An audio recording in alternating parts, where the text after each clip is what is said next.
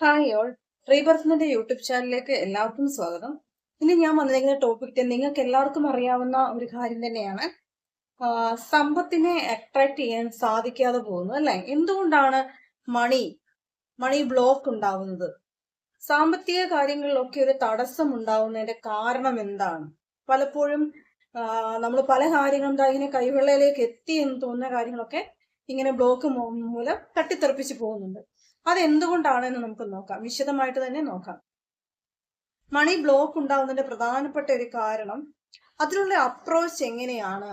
സമ്പത്ത് നമ്മുടെ കൈകളിലേക്ക് വരുന്നത്, അല്ലെങ്കിൽ അളവിൽ കൂടുതൽ പണം കൈകളിലേക്ക് വരുന്നത് തെറ്റായ ഒരു കാര്യമാണ് എന്ന് നമ്മൾ കാരണവന്മാരൊക്കെ പറഞ്ഞ് പാരമ്പര്യമായിട്ട് ഇങ്ങനെ പറഞ്ഞ് നമ്മുടെ മൈൻഡിൽ അതിങ്ങനെ കിടക്കുകയാണ് അല്ലെ? നമ്മുടെ ചിന്തകളില്, നമ്മുടെ മനസ്സിലൊക്കെ ഈ മണി ബ്ലോക്ക് വല്ലാണ്ട് വ്യാപിച്ചിരിക്കുകയാണ്. നമ്മുടെ ചിന്തകൾ തന്നെയാണ്, ഇപ്പൊ എന്റെയും നിങ്ങളുടെയും ഒക്കെ ആണെങ്കിലും ചിന്തകൾ തന്നെയാണ് മണി ബ്ലോക്കിന് പ്രധാന ഒരു കാരണം. അതെന്താണ്? പണം സമ്പാദിക്കുന്നത് തെറ്റായ ഒരു കാര്യമാണ് എന്ന് പണ്ടുള്ളവർ അല്ലെങ്കിൽ നേരത്തെ മുതലേ പറഞ്ഞ് നമ്മുടെ മനസ്സിൽ അത് തറഞ്ഞു പോയിരിക്കുന്നു.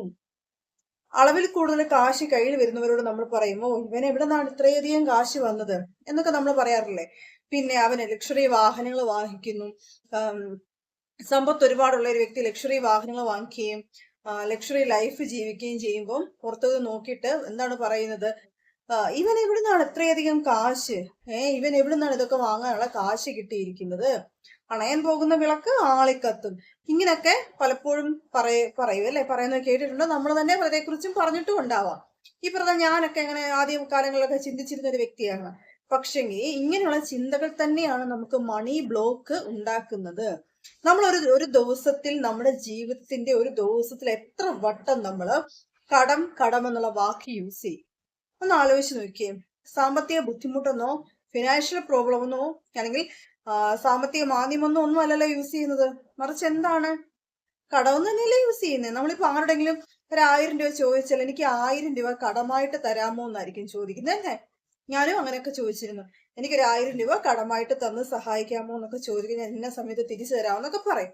പക്ഷെ ഇനിയും നിങ്ങൾ പറയേണ്ട ഒരു പ്രധാന കാര്യം, നിങ്ങൾ അങ്ങനെ ചോദിക്കരുത്. മറിച്ച് നിങ്ങൾക്ക് പൈസയുടെ ഒരു ബുദ്ധിമുട്ട് വന്നു, നിങ്ങൾക്ക് 1000-ഓ 500-ഓ അല്ലെങ്കിൽ അതിൽ കൂടുതൽ എത്രയാണോ നിങ്ങളുടെ ആവശ്യത്തിനുള്ള പണം, അത് ചോദിക്കുമ്പോൾ നിങ്ങൾ എപ്പോഴും ശ്രദ്ധിക്കുന്ന ഒരു കാര്യമുണ്ട്.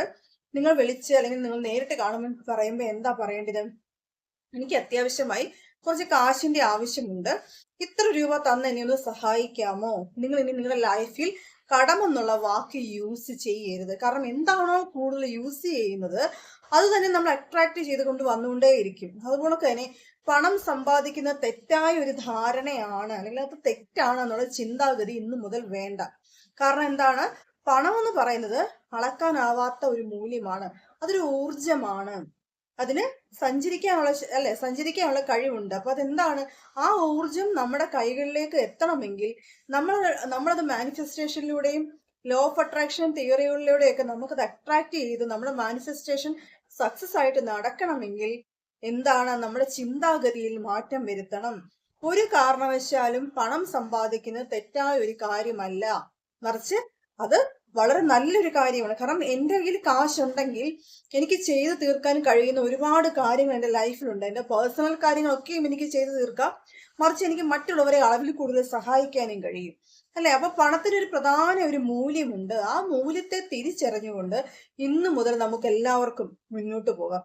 എൻ്റെ ചിന്താഗതിയിലും മാറ്റം വരാനുണ്ട്, നിങ്ങളുടെ ചിന്താഗതിയിലും മാറ്റം വരാനുണ്ട്. നമുക്ക് ഒരുമിച്ച് ആ ഒരു കോൺസെപ്റ്റിന്റെ കൂടെ മുന്നോട്ട് പോകാം.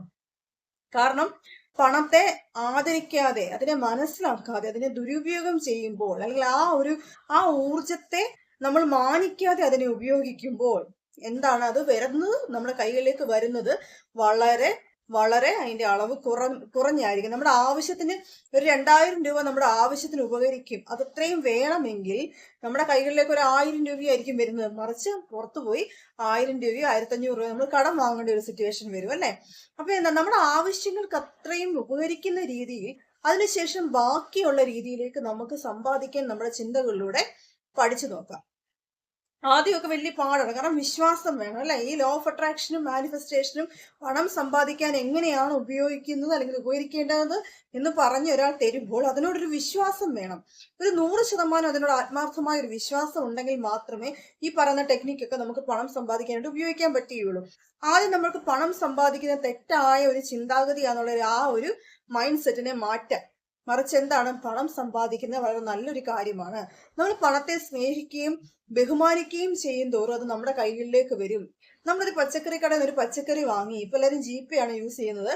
എന്നാൽ തന്നെയും GPay യൂസ് ചെയ്താലും നമ്മുടെ കയ്യിൽ നിന്ന് പൈസ പോവല്ലേ.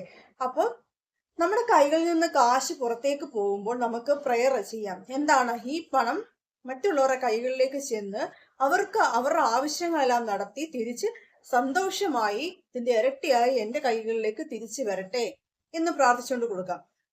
ജസ്റ്റ് മൈൻഡിലൊന്ന് ഓർത്താൽ മതി. നമ്മൾ ഒരാൾക്ക് 1000 രൂപ അല്ലെങ്കിൽ 2000 രൂപ അല്ലെങ്കിൽ 500 രൂപ അല്ലെങ്കിൽ 100 രൂപ ആയിക്കോട്ടെ, നമ്മൾ ഒരാൾക്ക് വായ്പയായിട്ട് കൊടുക്കുന്നു. അവർ നമ്മളോട് ചോദിച്ചു, നമ്മൾ അവർക്ക് കൊടുക്കുമ്പോൾ നമ്മൾ എന്താണ് മനസ്സിൽ പറയുന്നത്, ചിരിച്ച മുഖത്തോടു കൂടി കൊടുക്കുക. എന്നിട്ട് പറയുക, മനസ്സിൽ പറയുക, ഈ കാശ് എത്രയും പെട്ടെന്ന് നിങ്ങൾക്ക് തിരിച്ചു തരാൻ സാധിക്കട്ടെ. ഇതുകൊണ്ട് നിങ്ങളുടെ ആഗ്രഹങ്ങളെല്ലാം സബലീകരിക്കട്ടെ. നിങ്ങളുടെ ആവശ്യങ്ങളെല്ലാം നടന്നിട്ട് അതിന്റെ ഇരട്ടിയായിട്ട് ഈ പണം നിങ്ങൾക്ക് നിങ്ങളുടെ കൈകളിലേക്ക് വരട്ടെ. ഈ പണം പറഞ്ഞ സമയത്ത് നിങ്ങൾക്ക് തിരിച്ചു തരാൻ സാധിക്കട്ടെ. ഇങ്ങനെയൊക്കെയുള്ള ചിന്താഗതിയോടുകൂടി കൊടുക്കാം. ഇപ്പൊ എന്നോട് ഒരാൾ 1000 രൂപ ചോദിച്ചു കഴിഞ്ഞാൽ ഞാനിട്ട് കൊടുക്കുമ്പോൾ മനസ്സിൽ ഇങ്ങനെ ഒരു കാര്യം പറഞ്ഞുകൊണ്ടാണ് കൊടുക്കുന്നത്. ഞാൻ പറയും, എനിക്ക് ഇന്ന സമയത്ത് തരണേ, എന്റെ ആവശ്യത്തിനുള്ളതാണെന്ന് പറയും. പക്ഷെ ആ സമയമാകുന്നതിന് ഒരിക്കൽ പോലും ഞാൻ ആ വ്യക്തിയെ വിളിച്ച് ശല്യം ചെയ്യത്തില്ല. കാരണം എനിക്ക് 100% ഉറപ്പാണ് എന്റെ കാശ് എനിക്ക് തിരിച്ചു കിട്ടുമെന്ന്. കാരണം ഞാൻ ആ പ്രയറോട് കൂടിയാണ് ആ വ്യക്തിക്ക് കൊടുക്കുന്നത്. പക്ഷെ ഇതിനൊക്കെ കുറെ കാലങ്ങൾക്ക് മുന്നേ എന്റെ കയ്യിൽ നിന്ന് ഒരുപാട് കാശ് ഇങ്ങനെ ലോസ് ആയിട്ടുണ്ട്. കാരണം എന്റെ മൈൻഡ് സെറ്റിനോ എന്റെ മണിയോടുള്ള മൈൻഡ് സെറ്റ് വേറെയായിരുന്നു. ഞാൻ എപ്പോഴും കടം എന്നുള്ള വാക്ക് യൂസ് ചെയ്യുമായിരുന്നു. എനിക്ക് ഉണ്ടായിട്ടുള്ള സാമ്പത്തിക ഫിനാൻഷ്യൽ ക്രൈസിസ് എല്ലാം തന്നെയും എന്റെ മൈൻഡ് സെറ്റ് ഓക്കെ ആകാഞ്ഞത് കൊണ്ട് സംഭവിച്ചതാണ്. അപ്പം ഇതൊക്കെ എന്റെ ലൈഫിൽ ഞാൻ എക്സ്പെരിമെന്റ് ചെയ്ത കാര്യങ്ങളാണ് നിങ്ങളുമായിട്ട് ഷെയർ ചെയ്യുന്നത്. കാരണം ഞാൻ എന്റെ ലൈഫിൽ എക്സ്പെരിമെന്റ് ചെയ്ത് ഞാൻ സക്സസിലേക്ക് പോകുന്ന ഒരു കാര്യം മാത്രമേ ഞാൻ എന്റെ കൂട്ടുകാർക്ക് അല്ലെങ്കിൽ സുഹൃത്തുക്കൾക്ക് മുന്നിൽ ഷെയർ ചെയ്യാറുള്ളൂ. അല്ലെങ്കിൽ നിങ്ങൾക്ക് അത് നടന്നില്ല എങ്കിൽ എനിക്കതൊരു ബുദ്ധിമുട്ടല്ല. അപ്പം എന്റെ ലൈഫിൽ എന്തൊക്കെ ഞാൻ എക്സ്പെരിമെന്റ് ചെയ്യുമോ അത് മാത്രമാണ് ഞാൻ ഈ വീഡിയോയിലൂടെ ഷെയർ ചെയ്യുന്നത്. എന്റെ ജീവിതത്തിൽ ഹോസ്പിറ്റലിൽ നിന്ന സമയത്ത് മരുന്ന് വാങ്ങാൻ കാശില്ലാതിരുന്ന അവസ്ഥകളൊക്കെ എന്റെ ജീവിതത്തിൽ ഒരുപാട് ഉണ്ടായിട്ടുണ്ട്. അതുകൊണ്ട് പണം എന്താണ്, അതിന്റെ മൂല്യം എന്താണ്. ഇപ്പൊ എനിക്കൊരു 2000 രൂപയുടെ ആവശ്യമുണ്ട്. ഒരു 10-15 ഒക്കെ ആകുമ്പോഴത്തേക്ക് 2000 രൂപയുടെ ആവശ്യമുണ്ട്. എന്റെ അക്കൗണ്ടിൽ 2000 രൂപ ഉണ്ട്. ഒരു 15-ാം തീയതി ഒക്കെ എനിക്ക് മതി. ഈ മാസം ഒരു 2-3 ഒക്കെ ആയുള്ളെങ്കിൽ എന്നോട് ആരെങ്കിലും വിളിച്ച് ചോദിച്ചു കഴിഞ്ഞാൽ ഞാൻ ആ കാശ് കൊടുത്തിട്ട് എന്താണ്, എനിക്ക് അത് തികഞ്ഞിട്ടോ അല്ലെങ്കിൽ ആവശ്യത്തിക്കുള്ള എന്റെ കയ്യിൽ ഉണ്ടായിട്ടോ ഞാൻ കൊടുക്കുന്നതല്ല. മറിച്ച് പണം എന്താണ് ഒരു മനുഷ്യന്റെ ജീവിതത്തിൽ എന്നുള്ളത്, അതിന്റെ മൂല്യം എന്താണെന്നുള്ളത് എനിക്ക് നന്നായിട്ട് അറിയാം. കൈ വെച്ചുകൊണ്ട് ഞാൻ ഇല്ലാന്ന് പറയാറില്ല. ഞാൻ മാക്സിമം ഞാൻ കൊടുക്കാൻ ശ്രമിക്കും. കൊടുക്കുമ്പോൾ ഈ പ്രയർ ഒക്കെ പറയാറുണ്ട്. എന്ത് പറയും, ഇത് എത്രയും പെട്ടെന്ന് തിരിച്ചു തരാൻ സാധിക്കട്ടെ, അവർ ആവശ്യങ്ങളെല്ലാം നടത്തട്ടെ എന്ന് മനസ്സിൽ പ്രയർ ചെയ്തുകൊണ്ടാണ് ഞാൻ ആ പൈസ ഇട്ട് കൊടുക്കാറുള്ളൂ. അതുകൊണ്ട് തന്നെ പറഞ്ഞ സമയത്ത് തന്നെ ഈ അടുത്ത കാലങ്ങളിലൊക്കെ ഞാൻ കൊടുത്ത ക്യാഷൊക്കെ എനിക്ക് പറഞ്ഞ സമയത്ത് തിരിച്ചു കിട്ടിയിട്ടുണ്ട്. അതുപോലെ തന്നെ നമ്മൾ മണിയെ സ്നേഹിക്കണം, മണിയെ ബഹുമാനിക്കണം, എങ്കിൽ മാത്രമേ പണം നമ്മളിലേക്ക് ഒഴുകി എത്തുള്ളൂ എന്ന് ഞാൻ പറഞ്ഞു. അതുപോലെ തന്നെ നമുക്ക് നമ്മുടെ അഫർമേഷൻസ്, പണത്തെക്കുറിച്ചുള്ള തെറ്റായ ചിന്താഗതി നമ്മുടെ മനസ്സിൽ എപ്പോ ഒക്കെ വരുന്നോ അപ്പോഴൊക്കെ നമ്മൾ അഫർമേഷൻസ് യൂസ് ചെയ്യുക. പണത്തെക്കുറിച്ചുള്ള അഫർമേഷൻസ് എങ്ങനെ യൂസ് ചെയ്യാം, പല വ്യക്തികളിലൂടെ പല സാഹചര്യങ്ങളിലൂടെ എൻ്റെ അടുക്കളയിലേക്ക് ഇത്ര രൂപ വന്നുകൊണ്ടിരിക്കുന്നതിന് നന്ദി, എൻ്റെ ബാങ്ക് അക്കൗണ്ടിലേക്ക് നിരന്തരം ഇത്ര രൂപ വന്നുകൊണ്ടിരിക്കുന്നതിന് നന്ദി, ആവശ്യത്തിൽ കൂടുതൽ പണം സമ്പാദിക്കാൻ കഴിയുന്നതിന് നന്ദി, എൻ്റെ ആവശ്യങ്ങളെല്ലാം നിവർത്തി തരാൻ തക്കവണ്ണം എൻ്റെ കൈകളിലേക്ക് പണം ഒഴുകി എത്തുന്നതിന് നന്ദി. ഇങ്ങനെയുള്ള അഫർമേഷൻസ് നിരന്തരമായിട്ട് നമുക്ക് യൂസ് ചെയ്യാം. കാരണം എന്താണ്, പണത്തെക്കുറിച്ചുള്ള തെറ്റായ ധാരണകൾ മാറ്റിയെടുക്കാൻ വേണ്ടി ഇത് ഉപകരിക്കും. അതുപോലെ തന്നെ നമ്മൾ നമ്മുടെ ജീവിതത്തിൽ നിന്ന് കടം എന്നുള്ള വാക്ക് എടുത്തു മാറ്റണമെന്ന് ഞാൻ പറഞ്ഞു അല്ലെ. അതുപോലെ തന്നെ നിരന്തരം പരാതി പറയുന്ന ഒരു സിറ്റുവേഷൻ, അല്ല എനിക്കതില്ല, എനിക്ക് ഇത്ര രൂപ സാലറി കിട്ടിയിരുന്നെങ്കിൽ അത് മേടിക്കാമായിരുന്നു, ഇത്ര രൂപ സാലറി കിട്ടിയിരുന്നെങ്കിൽ അത് മേടിക്കാമായിരുന്നു, ഇങ്ങനെ ചിന്തിക്കുന്ന ഒരു അവസ്ഥ നമ്മുടെയൊക്കെ ജീവിതത്തിൽ ഉണ്ടാകാറുണ്ട് അല്ലെ. എൻ്റെ ജീവിതത്തിൽ ഒരുപാട് ഉണ്ടായിട്ടുണ്ട്. എനിക്ക് എൻ്റെ സാലറി വളരെ കുറവായിരുന്ന കാലഘട്ടത്തിൽ എനിക്ക് അങ്ങനെ ഉണ്ടായിട്ടുണ്ട്. പക്ഷെ ഇത്ര രൂപ സാലറി ഉള്ള ഒരു ജോബ് എനിക്ക് വേണമെന്ന് ഞാൻ ലോ ഓഫ് അട്രാക്ഷൻ തിയറി പ്രകാരം മാനിഫെസ്റ്റേഷൻ ചെയ്യുകയും അത്രയും സാലറിയുള്ള ഒരു ജോലി എനിക്ക് കിട്ടുകയും ചെയ്തു. പിന്നെ സാലറി ഇൻക്രീസ് ചെയ്യാൻ നേരത്ത് ഞാൻ അങ്ങനത്തെ അഫർമേഷൻസ് ഒക്കെ യൂസ് ചെയ്ത് എനിക്ക് സക്സസ് ആയിട്ടുണ്ട്. അപ്പൊ പണത്തെക്കുറിച്ചുള്ള കോൺസെപ്റ്റ് മാറ്റം തോറും ആ പണം നമ്മളിലേക്ക് ഒഴുകി എത്താനുള്ള അവസരങ്ങൾ കൂടിക്കൊണ്ടേയിരിക്കും. നമ്മൾ വിചാരിക്കും അല്ലെ, പല സിറ്റുവേഷൻസിലും നമ്മൾ വിചാരിക്കും എന്ത് ചെയ്യും. പക്ഷെ അങ്ങനെയല്ല. ലോ ഓഫ് അട്രാക്ഷനും മാനിഫെസ്റ്റേഷനും ഈ യൂണിവേഴ്സിലും ഒക്കെ വിശ്വസിക്കുന്ന ഒരു വ്യക്തിക്ക് ഒരിക്കലും പണത്തെക്കുറിച്ച് തെറ്റായ ധാരണ ഉണ്ടാവാറില്ല. കാരണം എന്താണ്, ആ വ്യക്തിക്ക് അറിയാം ആരോ ഒരാൾ, അല്ലെ, നമ്മുടെ കയ്യിൽ ഇപ്പോൾ 1 രൂപ ഇല്ലാത്തൊരവസ്ഥയാണെങ്കിൽ കൂടി നമ്മൾ ഹാപ്പി ആയിട്ട് ഇരിക്കാൻ ശ്രമിക്കുക. ആരോ ഒരാൾ നമുക്ക് വേണ്ടി, അല്ലെങ്കിൽ നമ്മളെ സഹായിക്കാൻ വേണ്ടി ഏതോ ഒരു കൈ വരുന്നുണ്ടെന്നുള്ള വിശ്വാസത്തിൽ മുന്നോട്ട് പോവുക. എൻ്റെ ജീവിതത്തിൽ ഈ അടുത്തൊരു കാലം വരെ ഒരുപാട് മിറാക്കിൾസ് ലോ ഓഫ് അട്രാക്ഷനിലൂടെ നടന്ന ഒരാളാണ്. കോടിക്കണക്കിന് ലക്ഷക്കണക്കിന് ഒന്നും അല്ലെങ്കിലും ഒരുപാട് മിറാക്കിൾസ് നടന്ന ഒരാളാണ്. അതുകൊണ്ട് എനിക്ക് ഭയങ്കര വിശ്വാസമാണ് ലോ ഓഫ് അട്രാക്ഷനിൽ. നമ്മളിപ്പോ ജിമ്മിൽ പോയി വർക്കൗട്ട് ചെയ്യുന്നു, നമുക്കതിൽ വിശ്വാസം വേണ്ട. കാരണം എന്താണ്, അത് 100% നടക്കുമെന്നോ നമുക്കറിയുന്നത്. നമ്മൾ വർക്കൗട്ട് ചെയ്യുന്നുണ്ട്, ജിമ്മിലുള്ള നമ്മുടെ ഇൻസ്ട്രക്ടർ തരുന്ന ഇൻസ്ട്രക്ഷൻസ് ഒക്കെ നമ്മൾ പാലിക്കുന്നുണ്ട്. നമ്മൾ അതുകൊണ്ട് നമ്മുടെ ബോഡി ഫിറ്റ് ആകും. ആ ഇൻസ്ട്രക്ഷൻസ് ഒക്കെ പാലിച്ച് നമ്മളെ എയിം എന്തുണ്ട് അതിലെത്തുമെന്ന് നമുക്ക് 100% അറിയാം. അതുകൊണ്ട് അതിൽ വിശ്വാസം വേണ്ടിയ കാര്യമില്ല. ഉച്ചയ്ക്ക് ഭക്ഷണം കഴിക്കാൻ നമ്മൾ ഭക്ഷണം ഉണ്ടാക്കുന്നു, ഭക്ഷണം കഴിക്കാൻ പറ്റുന്ന ഭക്ഷണമാണെന്ന് നമുക്ക് വിശ്വാസമുണ്ട്, നമുക്ക് വളരെ അറിയാം. അതിനകത്ത് അമിതമായ ഒരു വിശ്വാസത്തിന്റെ ആവശ്യമില്ല. പക്ഷേ ലോ ഓഫ് അട്രാക്ഷൻ തിയറിയെ വരുമ്പോൾ നമുക്ക് വിശ്വാസത്തിനാണ് പ്രധാനം. നമ്മൾ എന്താണോ വിശ്വസിക്കുന്നത് അതായി തീരുകയാണ് നമ്മൾ ചെയ്യുന്നത്. നമ്മുടെ പണത്തിനുള്ള ചിന്താഗതി മാറ്റുക, നമ്മുടെ മറ്റുള്ളവർ പണം സമ്പാദിക്കുന്നതിനുള്ള ചിന്താഗതി മാറ്റുക. ഒരു സിനിമയിൽ പറഞ്ഞു വരുമ്പോ പണക്കാരനെ ബഹുമാനിക്കാൻ അറിയില്ലേ എന്നൊക്കെ ചോദിക്കുന്ന ഒരു ഡയലോഗ് ഓർക്കുന്നുണ്ടോ? എന്ന് പറഞ്ഞവർക്ക് പണം സമ്പാദിക്കുന്ന ഒരു തെറ്റായ കാര്യമല്ല. ആ ഒരു ചിന്താഗതി ആദ്യം മനസ്സിലേക്ക് കൊണ്ടുവരിക. കാരണം എന്താണ്, പണം എപ്പോഴും ആവശ്യത്തിന് വേണ്ടുന്ന ഒരു സാധനമാണ്, അല്ലെ? പണമില്ലാത്തവന് പിണമെന്ന് പറയും. നമ്മൾ പണം കൊടുത്ത് എന്തും നമുക്ക് വാങ്ങാം, പക്ഷെ ഒരാളുടെ ജീവൻ പണം കൊടുത്ത് വാങ്ങാൻ കഴിയില്ല. പക്ഷെ പണം നമ്മുടെ അക്കൗണ്ടിൽ ആവശ്യത്തിൽ കൂടുതൽ നമ്മുടെ കയ്യിൽ ഒരു ഡിപ്പോസിറ്റ് നമ്മുടെ കയ്യിൽ ഉണ്ടെങ്കിൽ നമുക്കൊരു വയ്യാഴി, ഒരു അസുഖം വന്നാൽ അതിന് വലിയൊരു ധൈര്യം ഒരു ഹോസ്പിറ്റലിലോട്ട് പോകണം. ഞാൻ ആ സിറ്റുവേഷൻസ് ഫേസ് ചെയ്ത ഒരാളാണ്. കാരണം കാശില്ലാത്തതിന്റെ പേരിൽ എനിക്ക് ഹോസ്പിറ്റലിൽ കൊണ്ടുപോയി ഇഞ്ചക്ഷൻ എടുക്കാൻ പറ്റാത്ത സിറ്റുവേഷൻസ് ഒക്കെ എനിക്ക് ഉണ്ടായിട്ടുണ്ട് എൻ്റെ ലൈഫിൽ. അതുകൊണ്ട് ആ ഒരു സിറ്റുവേഷനിലൂടെ കണക്കിലെടുത്തുകൊണ്ടാണ് ഞാൻ പറയുന്നത്, പണം കൊടുത്ത ഒരാളുടെ ജീവൻ വിലയ്ക്ക് വാങ്ങാൻ കഴിയില്ല. എങ്കിൽ കൂടിയും നമ്മുടെ കയ്യിൽ കാശുണ്ട് എങ്കിൽ നമുക്കൊരു കോൺഫിഡൻസ് ആണ്, അല്ലെ? ആരും നമ്മുടെ കൂടെ ഇല്ല എങ്കിലും കാശ് നമ്മുടെ കയ്യിലുണ്ടെങ്കിൽ നമുക്ക് വല്ലാത്തൊരു കോൺഫിഡൻസ് ആണ് കിട്ടുന്നത്. പണമാണ് എല്ലാം എന്നല്ല ഞാൻ പറഞ്ഞു വരുന്നത്, പക്ഷെ അതിന് അതിൻ്റെതായ ബഹുമാനം കൊടുക്കുക. ഇന്നു മുതൽ നമ്മുടെ സാമ്പത്തിക ഭദ്രത ഉറപ്പുവരുത്താൻ വേണ്ടി, നമ്മൾ ചെയ്യുന്ന ജോലിയിൽ നമുക്ക് സക്സസ് ഉണ്ടാവാൻ വേണ്ടി. ചിലർ പറയുന്നത് കേട്ടില്ലേ, അളവിൽ കൂടുതൽ കാശ് കൈ വരുന്നുണ്ട്, ഒരുപാട് സമ്പാദിക്കുന്നുണ്ട്, ആ ഒരു വീട്ടിലെ എല്ലാവരും സമ്പാദിക്കുന്നുണ്ട്, പക്ഷെ പണം കയ്യിൽ നിൽക്കുന്നില്ല. മാസം അവസാനം വരുമ്പോൾ കയ്യിൽ ഒന്നുമില്ല. ഞങ്ങൾ 4 പേരും ജോലിക്ക് പോകുന്നവരാണ്, പക്ഷെ ഞങ്ങളുടെ കയ്യിൽ അവസാനം വന്നു കഴിയുമ്പോൾ ഒന്നുമില്ല. ഈ സിറ്റുവേഷൻ ഞാൻ ഒരുപാട് ഫേസ് ചെയ്തിട്ടുണ്ട്. എന്തുകൊണ്ടാണ്? പണത്തിനെ കുറിച്ചുള്ള കോൺസെപ്റ്റ്, ആ കോൺസെപ്റ്റ് ശരിയല്ല. കാരണം നിങ്ങൾ ഒരു സാധനം വാങ്ങുമ്പോൾ നിങ്ങൾ സന്തോഷത്തോടെയാണോ വാങ്ങി ഉപയോഗിക്കുന്നത്?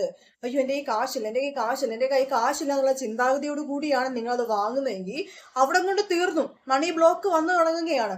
പണത്തിനോടുള്ള നിങ്ങൾ അപ്രോച്ച് എങ്ങനെയാണ് അതനുസരിച്ചാണ് ബ്ലോക്ക് വന്നുകൊണ്ടേയിരിക്കുന്നത്. അപ്പൊ എന്താണ്, നിങ്ങൾ വിശ്വസിക്കുക. നിങ്ങൾ നിങ്ങളുടെ ആവശ്യത്തിനുള്ള സാധനം വാങ്ങുന്നു, ആ വാങ്ങുന്ന സാധനം നിങ്ങൾക്ക് ഉപയോഗിക്കാൻ വേണ്ടി നിങ്ങൾ വാങ്ങുന്നതാണ്. പിന്നെ എന്തുകൊണ്ട് സന്തോഷത്തോടെ വാങ്ങിക്കൂടാ?